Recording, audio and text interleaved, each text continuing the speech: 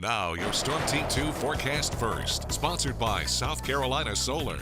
Wrapping up an absolutely gorgeous weather day with temperatures, as you can certainly see, still in the 70s. Georgetown near 70, 73 in Mount Pleasant.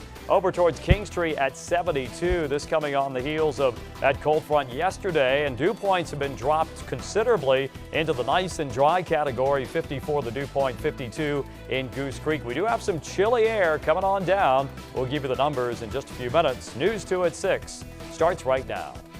Live with coverage you can count on. This is News 2 at 6. Two high school football teams calling for unity this weekend after violence pushed them to cancel their game last year. We hear from players and coaches concerning this movement. Abandoned bunks on the USS Yorktown will soon open to overnight campers. What led to the decision after 40 years?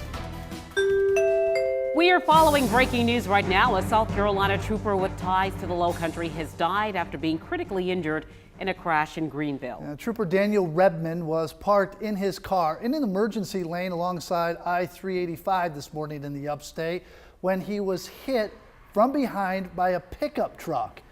He was taken to the hospital but later died. Officials say Redmond's death a devastating loss. Trooper Redmond was doing what he and hundreds of troopers do around our state each and every day.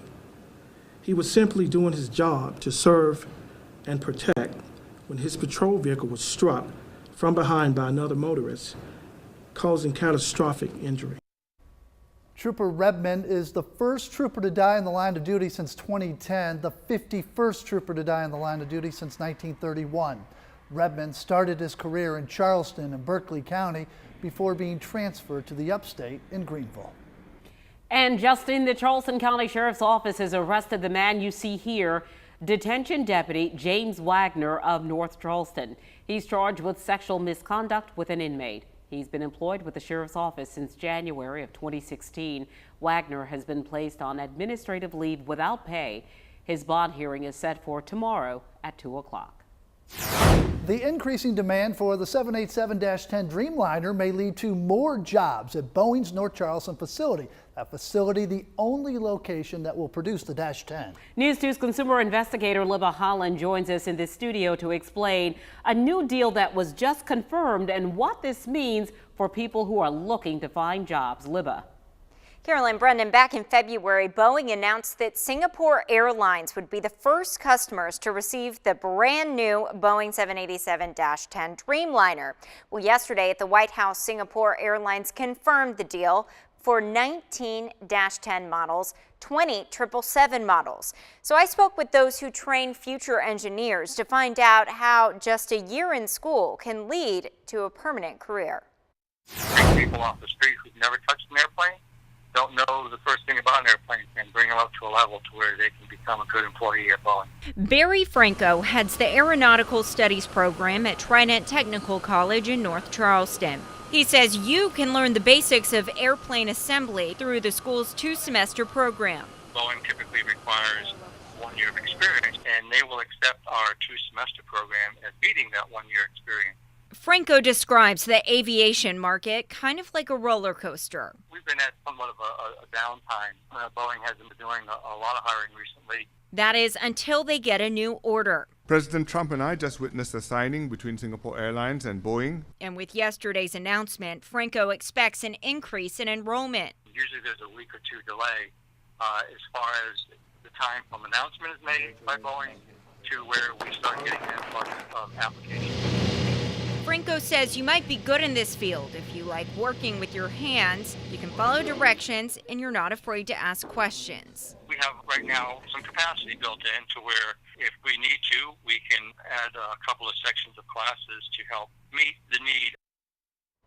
Franco says Boeing will teach you the specifics of building the exact airplane, but you'll get the experience needed through the program. Boeing posts all of its jobs online, so you can find a link to that on counton2.com. In the studio, Libba Holland, Count on 2.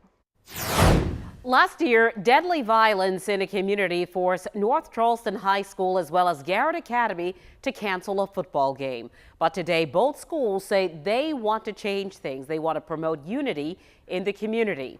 News 2's Macy McLeod attended that meeting, and she had an opportunity to find out what both teams think about this coming together. Macy. Well, Carolyn, even though last year's Unity game was canceled, the teams say that's even more reason to have the game this year. Now, the schools are concerned about violence and division among North Charleston neighborhoods, and they hope this football game can bring everyone together.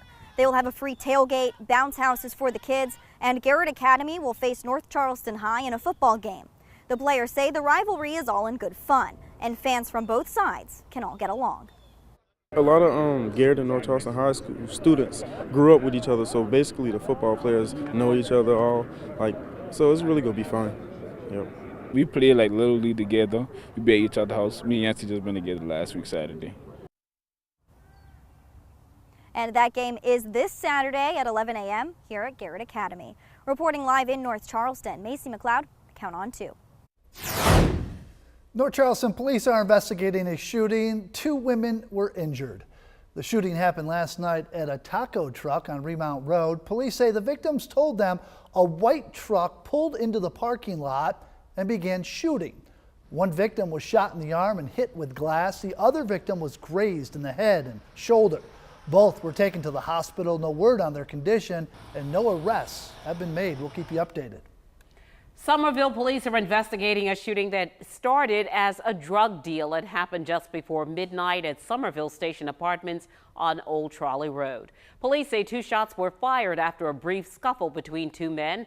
Police tell us the man who bought the drugs was shot in the leg and taken to the hospital. And Dorchester County Sheriff's investigating a shooting. 1 person was injured. It happened on Pigeon Bay Road, just down the road from Spell's Grocery. Authorities tell us the victim was taken to the hospital, listed in serious but stable condition. Bond has been set for 5 politicians indicted for criminal conspiracy. Representative Rick Quinn and Senator John Corson have both been suspended from the South Carolina State House since the allegations. Former Representatives Tracy Edge and James Harrison are accused of taking money from Quinn and associates while in office for lobbying principals. All of the men are facing criminal conspiracy charges. 4 of them are facing charges related to misconduct in office. Thousands camp out at Patriots Point each year. They do this aboard the USS Yorktown. Kind of a rite of passage here in the Low Country. Starting in 2018, a new overnight experience will open up for these campers. News 2's Margaret Chadbourne explains the program. So below this deck and here beyond this door all the way down to the bottom of the ship, well, it's going to be open to the public for the first time in 40 years. It's all a part of a program for campers on the USS Yorktown.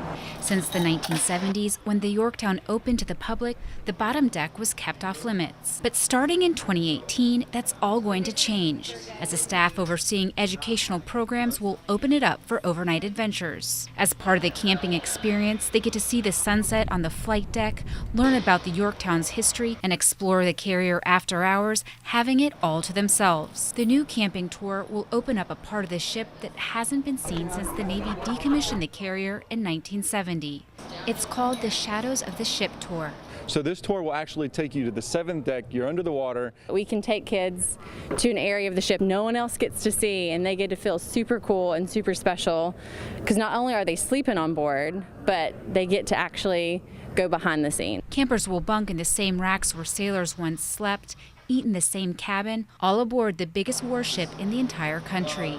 Now this area is only going to accommodate about 15 people at a time. It will be hard hats only at all times. In Mount Pleasant, on the USS Yorktown, Margaret Chadbourne, Count on 2. An extension project in Somerville, which upset neighbors in the Weatherstone neighborhood, will move forward. The plan was to extend Bear Island Road through the community to accommodate the I-26 interchange. News 2's Stetson Miller has the update. One remaining resident from the Weatherstone neighborhood was challenging the Bear Island Road extension project. But the resident didn't show up for the hearing today in Columbia, and the case was dismissed, paving the way for the town to move forward with the project. We started about 3 years ago, and basically it's a connection road between the new Sheep Island interchange connection to Maple Street back to Main Street. It's a way to get traffic from one major corridor to another major corridor. It's kind of a cross connection. We got there this morning and we're prepared to argue the case and acquire a permit. Fortunately, the petitioner didn't show up, and the case was dismissed. So now we can proceed acquiring the rest of our permits, wrapping up the construction documents, and we hope to get this on the street and bid it for construction early 2018. Now, Russ says the estimated completion date for the project is around late 2018 to early 2019. In Somerville, Stetson Miller, Count On 2.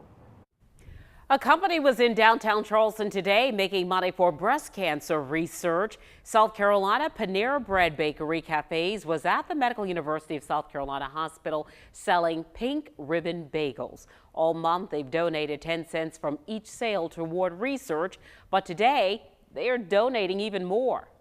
So the reason we're out here today is to bring awareness to our Pink Ribbon Bagel campaign. And today 100% of the proceeds from our Pink Ribbon Bagels are going back to benefit our charity partners MUSC and Susan G. Komen of South Carolina. It's really important we're here today so everyone can see how our company really loves to support local causes. And a quick reminder for you, the annual Making Strides Against Breast Cancer Walk is happening this coming Saturday at Riverfront Park in North Charleston. We hope that you will come out and join us and walk with the News 2 team. We will be wearing pink on Saturday, and we hope that you will too. Registration starts at 8 and the walk kicks off at 9:30.